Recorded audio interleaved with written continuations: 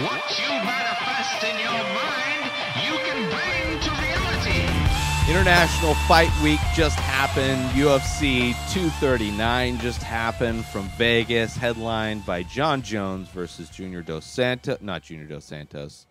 Thiago Santos, my bad. And co-headlined by Amanda Nunes versus Holly Holm. 2 championship belts. The card was stacked. It was an amazing fight card. I was looking forward to this all week. Very much a goal of mine to make sure I was not having to do anything but watch these fights, and it was worth every minute spent. The prelim cards were great. Some great finishes within that. The Claudia Gadelha Randa Marcos fight, a little underwhelming. Not a whole lot happened, but other than that, mostly great fights. The Song Yadong fight was great. Finish was great on that. Chito Vera looked good. Arnold Allen looked good against Gilbert Melendez. But the main card was astounding. Started off with Michael Chiesa versus Diego Sanchez. I thought Diego was going to win it.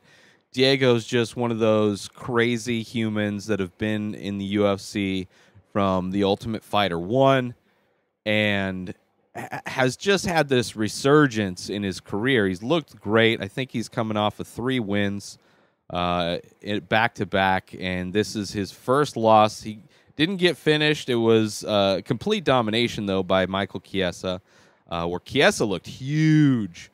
It was very much 2 different size humans inside that cage.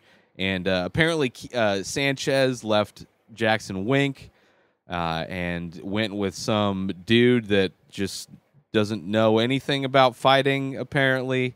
It was very sad to see, just in general, Diego trying to just survive, which he did. He's a warrior, but at no point was he really at any advantage in that whole fight.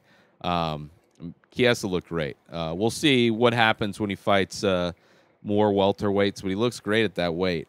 Then is the light heavyweight fight, Jan Blachowicz versus Luke Rockhold. Rockhold looked gigantic, by the way. Kind of made me worried considering I chose against him. But eventually, in the second round, I was proven right, and Blachowicz knocked him out. Rockhold's chin is just not what it was. Here's the thing. People have been on Rockhold's bandwagon for years. And he had a few good fights in the UFC. Let me pop into his record here real quick. I mean, he beat Bisping in the first fight pretty well, but, lost to Bisping. His fight against Weinman was whatever. I guess his fight at Machida, his first fight in Bisping, Tim Bosch, okay, so he had some good fights. He lost to Vitor Belfort, beat Tim Kennedy. I mean, he beat a lot of names. Don't get me wrong. He definitely beat a lot of names.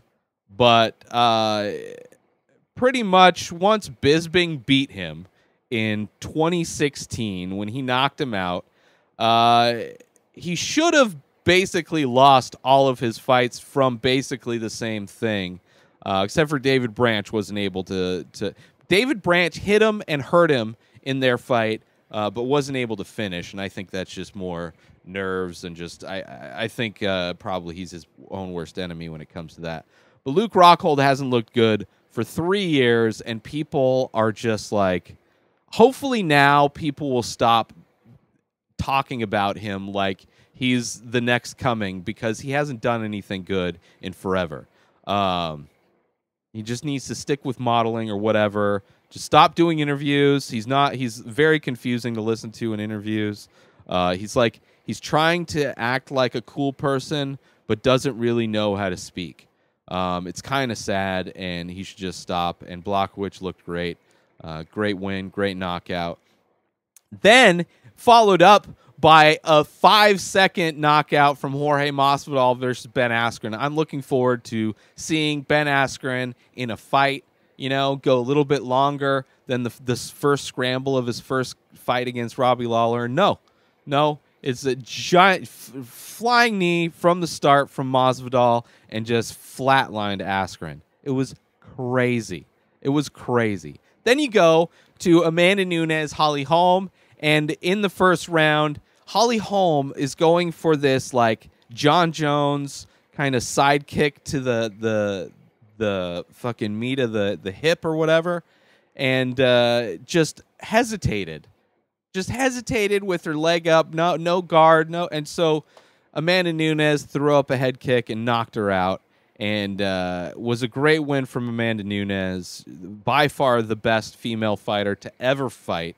Light years, I mean, assuming she goes up to 145 and defends against Cyborg, assuming Cyborg gets through her next fight, I would imagine that would be the next fight for Amanda Nunes. And if she beats Cyborg again, I mean, it's just like they should just shut down all the women's divisions and just give Amanda Nunes a belt like every few months. Just an honorary, you beat all women forever belt. But it was a great win for her. Then John Jones versus Thiago Santos. I was very nervous. John Jones, it was a very dangerous fight for him. Luckily, Santos's knee started giving out, and Jones was able to get the win. It was a close win. He knocked, out of the whole fight, John Jones knocked Santos down with an elbow, like knocked him down, and then landed a bunch of body strikes and leg kicks. Now, he didn't, like, in the flurries, I think Santos won, but I didn't think he won the decision. I thought it was very close, but I think overall Jones did more work. I just think I think we're expecting Jones to be just finishing everybody. But Santos is dangerous, and it was, if not for that knee giving out, it may have been a different night for him. But overall, one of the best pay-per-views I've seen in forever. It was so good, top to bottom, just fast, just amazing. Next week, we have a ESPN Plus card from Sacramento, California, headlined by Jermaine Randamie versus Aspen Ladd. Should be fun. Uriah Faber coming back against Ricky Simon. We'll see how Faber looks. Josh Emmett also coming back versus Mirsad Bektic. Beneil Dariush versus Drakkar Noir Close. Carl Roberts. Just overall looks like a fun card. I'm looking forward to that one too. I would imagine, I don't know, Jermaine Randamie versus Aspen Ladd. Randamie's been out for a minute, I think. I don't know. Maybe she got a fight since that fight at 145 years ago. I don't know if Uriah Faber's going to win. He's up and coming, fighting an up and comer. Josh Emmett, I don't know, man. There's a lot of people that are kind of coming off of losses. Like it's kind of their opportunity to get back into it. I'm not going to make picks, but it does look like a fun card. You got Juliana Peña's coming back against Nico Montano. Ryan Hall versus Darren Elkins in the prelim card. Like, the prelim card looks fun. It just looks like it's going to be a fun card overall. No huge names, no belts on the line. I mean, Uriah Faber is a huge name. It's kind of weird that Uriah is not headlining this card, actually. But it is what it is, I guess. Maybe the Ricky Simon isn't. If it was a bigger name than Ricky Simon, maybe he'd be headlining it. Very interesting, though. He's already a Hall of Famer, but he can't headline a card on his comeback fight. Man, if Michael Bisping was coming back on an ESPN Plus card, he would be headlining that card. Most likely. But that's it for this episode of The Ray Taylor Show. New episodes every day. Subscribe on IGTV, YouTube, and everywhere else podcasts are found. Go to InspiredDisorder.com and buy my artwork and save 10% when you use coupon code INSPIRED. At Ray Taylor for me on all social media. Have a wonderful day, everybody. Peace out!